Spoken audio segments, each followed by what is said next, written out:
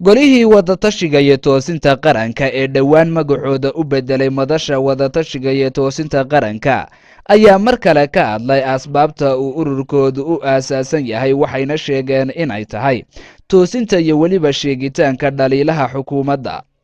sidoo kale waxay madasha wadatashiga iyo toosinta qaranku ay ka hadashay arrinta muranka badan dhalisay ee kaliftay inay golahaasi bedelaan magacoodii islamarkaasina ay u bixiyaan madasha wadatashiga iyo toosinta qaranka. gudoomiyaha madasha wadatashiga iyo toosinta qaranka mudane xasan guure jaamac oo warfidyenada la hadlayay ayaa ku dheeraaday asbaabta ururkooda loo aasaasay waxaana uu mar kale ku celiyey ujeeddada ka dambaysa in ay u bedelaan magacoodii golaha ahaa madasha wadatashiga. sidoo kale waxa uu gudoomiye xasan guure jaamac uu dhaliilo dusha ka saaray xukuumadda uu hogaamiyo madaxweyne axmed maxamed maxamuud siilaanyo. ugu horeyna waxa uu hadalkiisa ku bilaabay gudoomiye xasan guure jaamac sida tan: dhadhaar ka midihii haddii uu hawshiisa gabo ama uu meesha ka baxo dalkaasi uu burburaa.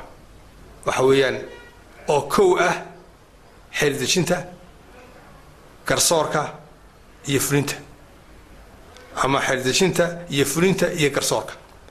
saddexdaas weyn kala madax bannaanaadaan, mid walba inuu shaqadiisa u madax bannaanado qabtaa. haddii goor waxa dhaqan noqotay dowladaha aan hagaagsanayn, dalalka aan hagaagsanayn, in saddexdu isku milmaan oo ay mid walbadaan oo garsoorkii uu noqdo iyo xeeldejintiiba ay gacanta dowladda galaan sidaynu ognahay. markhaatina uu ka yahay axmed maxamed siyaaliye iyo hadalladii uu sheegi jiray berigi hore inaan saddexdiisu dheeli tireen. maxkamadda haddaynu soo qaadno waxay cabashada u badnayd axmed maxamed siyaaliye markii uu ahaa gudoomiyaha, markuu mucaaradka ahaa, markuu jabhadda ahaa, markii uu dowladda cabdiraxmaan tuur uu hayay cabdiraxmaan maxamed cali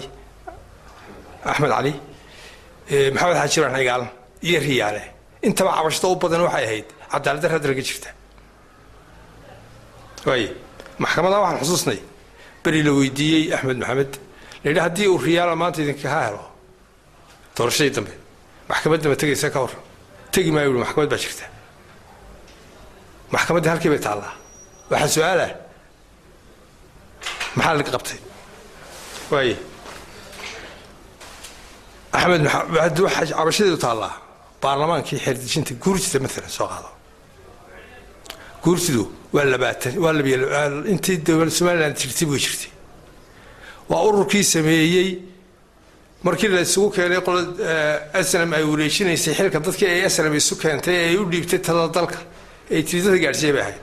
2 sannadood inay meesha joogaan bay ahayd. imikana waxay maraysaa 22 sannadood. dhaxal bay noqotay. axmed waxaa la odhan jiray oo aada ugu baaqi jiray guurtida meesha laga saaraa. waa su-aal. guurtidii halkii bay taagan tahay. waxay u baahan tahay in laga tashado guurtida qudheedu. waqtigeedu goormu noqonayaa, goorma lasoo dooranayaa, yaa dooranaya, yay kala matelayaan. maalan baarlamaanka waxaynu gobollaynu u qaybnay. baarlamaanka waxay u qaybsan yihiin iyagu qabaa'il. ma qabaa'ilkii baynu u qaybnayna marka dambe lasoo dooranayo ma sidaasi weligoodba u joogayaan?